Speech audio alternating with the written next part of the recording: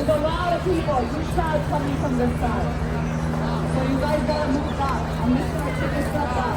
Over here, take a step back. Everybody move back. Come this way.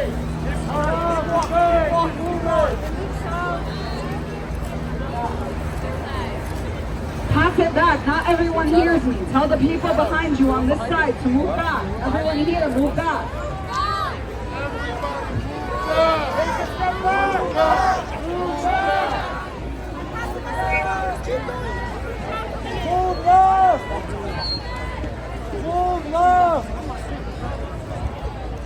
This side, on my right side, you guys gotta move in. Move in. We have a huge crowd here. The big Palestinian flag. They can't come. You're in the way.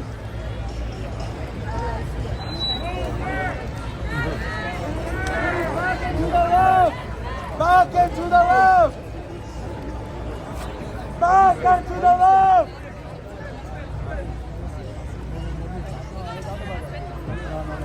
It is time for Salah in a few minutes. Does everyone hear me?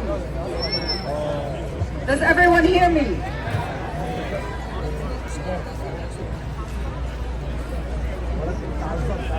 On the left with the Palestinian flag, can you hear me? If you're holding the huge Palestinian flag and you can hear me, wave it. Yeah. So first of all, I want to welcome all the infiltrators, all the sabotagers, all of the NYPD intel that we know are joining part of this march today.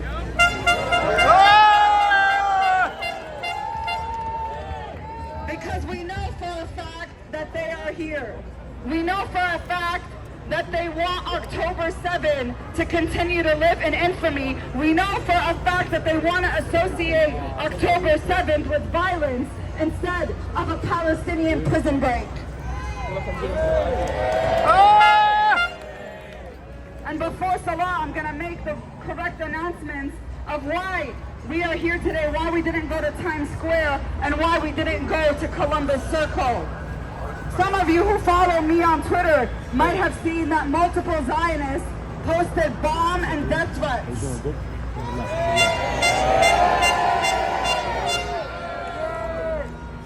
We were told by someone who works for the city that Zionist group chats were planning on infiltrating the march, on creating violence, on finding a way to associate us with so-called anti-Semitic attacks, false flag attacks, so that they can shut down our movement once and for all. Jim! But we know what's going on, and we won't fall for any traps. We're not here to make this about ourselves. We're not here to make this about us fighting with Zionists in New York City. Like I said before, and I'll say again, they are beneath us. They are not worth our time. They are not worth our attention. I don't talk to them. I don't look at them because I'm not here for them. I'm here for Gaza. I'm here for Palestine.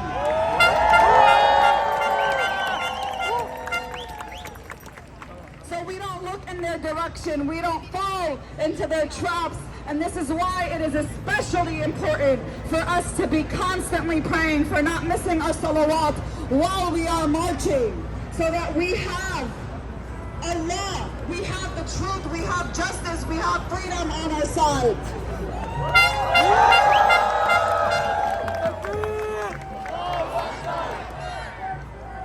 Allahu Akbar! Allahu Akbar! Allahu Akbar! They know how messy Times Square gets. And they know that when you're like us and you don't get permits and you don't collaborate with the same entity and the same forces that are killing your people, that are working with the Zionist state, that are working with the IDF to kill your people, that it is easier to demonize you. And that is why they target us more than any other Palestinian group in New York City. Because they know we are principled, because they know we're the ones who were not afraid to take the streets today on October 7th. That's right! So in order for us to to be unafraid, to be brave, to be unapologetic. We must also be principled. We must also be disciplined. We must also trust and respect one another. So when we say get behind the banners for the next march, it's so I can see in front of me, so I can see if we're walking into a trap or if we have a clear path to make our message loud and clear.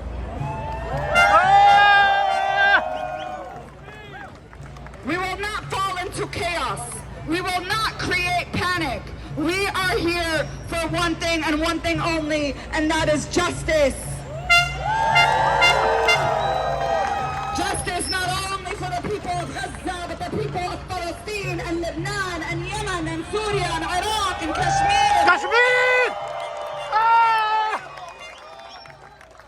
Justice for the entire Middle East, and yes, justice for people who live in the United States, who live in the belly of the beast, whether they are black people being gunned down in their own neighborhoods, on their own subways, where they face mass shootings, or the people, the victims of Hurricane Helene.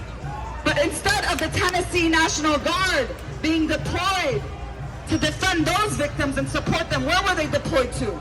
To the Middle East. To kill more Palestinians, more Syrians, more Lebanese people. So we did not fall into their trap today. We don't have a pre-planned route. We change things up based on what makes the most sense for our community, because our biggest interest is keeping you all safe to come out and protest, not just protest, but organize in your communities, in your schools, in your universities, in your workplaces.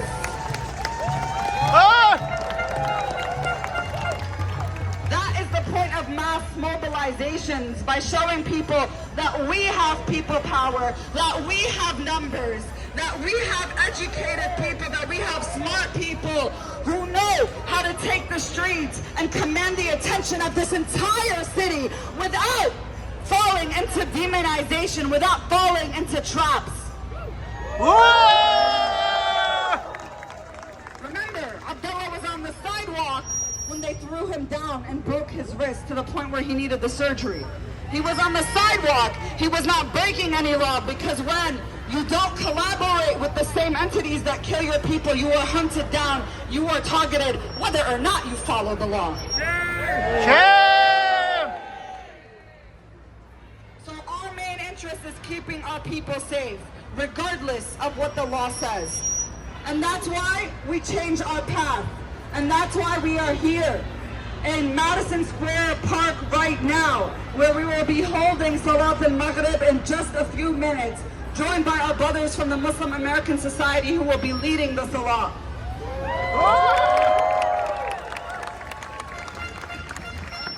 They wanted us to be ashamed, they wanted us to be afraid, they did not want us to utter the date of October 7th. They wanted it to make it seem like protesting on October 7th is like protesting on 9/11. But the two are not comparable. Even the resistance leaders of Palestine and other places in the Middle East denounced 9/11. October 7 was a prison break, and all of the atrocity propaganda that we saw that came out of it was lies. There were no 40 beheaded babies. There were no babies cooked in ovens. There was no sexual assault. There was none of these unspeakable things that they claim. And yes, maybe 1,200 people died, but they died from Israeli Apache helicopters and Merkava tanks who killed their own people through the Hannibal Directive. And just like they're willing to kill their own people over there, so that they can bomb us relentlessly for the next year using this atrocity propaganda, make no mistake, they're willing to kill and hurt their own people here too to shut down this movement. This is what it's called, the Hannibal Directive. So we're not going to fall into that. We didn't let them do that to us today. It's already a big statement that we're out here on October 7th, unapologetically, unafraid, loudly, because we know October 7th was a prison break for the Palestinian people. You cannot put people under apartheid, under siege, under blockade. ethnic cleansing, under occupation, under colonization for decades and decades and not expect resistance. Even under international law, occupied people are able to resist, including armed resistance.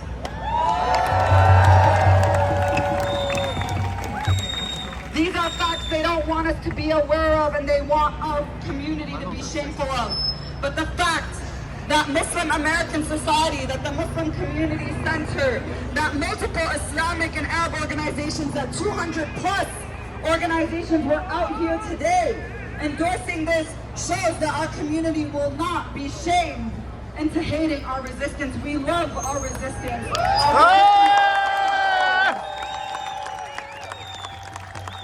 Our resistance, our heroes.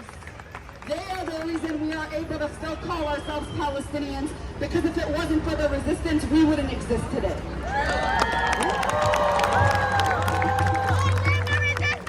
Long live the They want us to be resistance! ashamed of our heroes, and that's why they call them terrorists.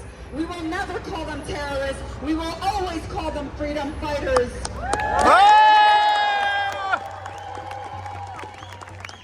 Zionism is terrorism. U.S. imperialism is terrorism.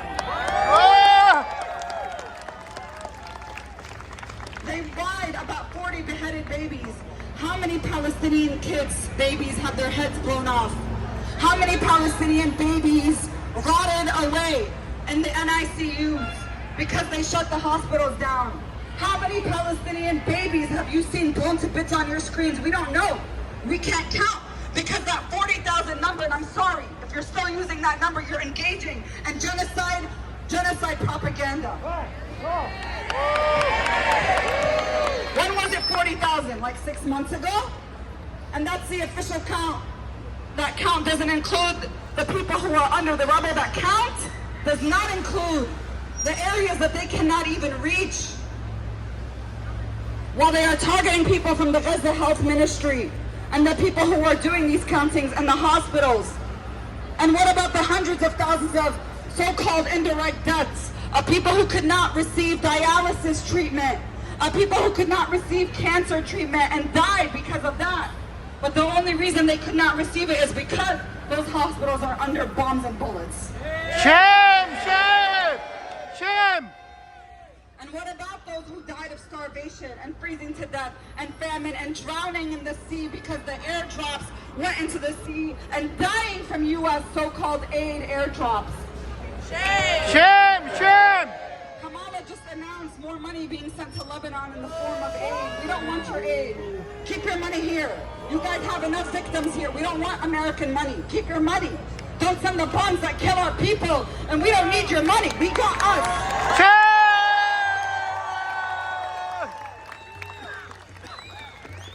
The bare minimum is 300,000. It's estimated up to 400,000 in Gaza that are dead, that are dying. We will not know the true number. So if you say, or if people in your life say they would have done something to stop the Holocaust, it's happening right now. What are you doing?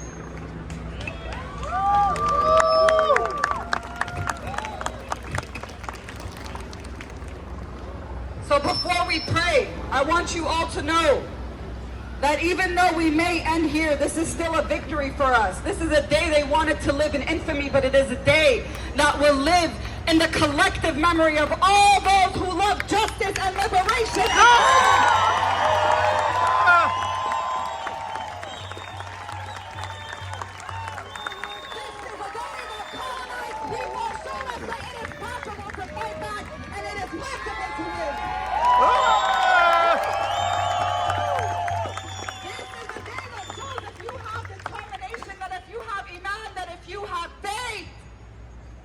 Despite the billions of dollars of weapons and bullets and bombs and the media on their side and the U.S. diplomacy on their side, that we can still take down Zionism with our bare hands.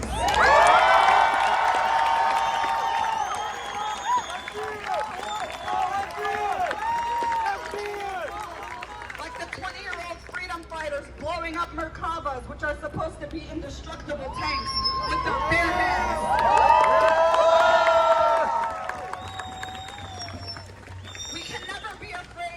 our people don't fear death because we believe that dignity is more important.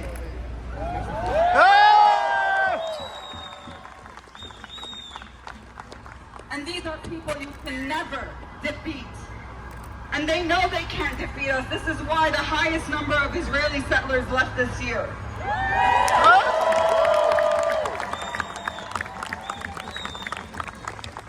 There is a cost to occupation and ethnic cleansing and colonization. And they're gonna pay that cost. And the free people of the world will always stand with them. And this is why our marches here in New York City have always outnumbered, not just in frequency, but the amount of people that show out any Zionist march that we see.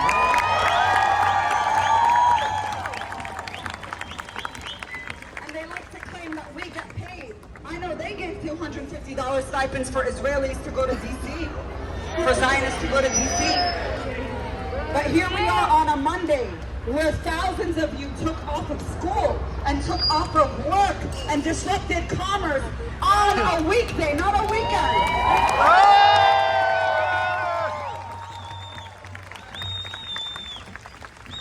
We disrupted Wall Street, which they turned into a frozen zone. They turned the United Nations into a frozen zone.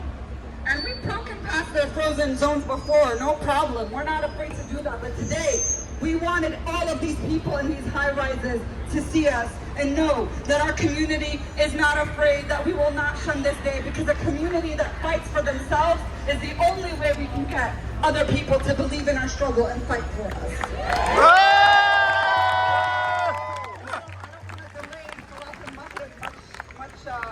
Further. And I don't know if this is enough space or if we're going to need everyone who's not praying to move back even more. But just like we did before, no shoes on the flag, we had Salat al-Dhuhr, Salat al-Asr, and now Salat al-Maghrib here. Because like I said, at every stop, we always remember, yes, they have these helicopters you can hear above us right now, they have their drones, they have their warplanes, they have their bombs above our protests, above the people of Gaza, of Lebanon, of Syria, but we know Allah is above them.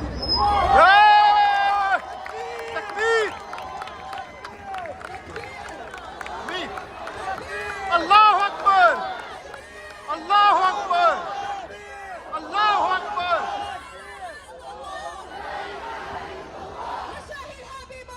La ilaha illallah!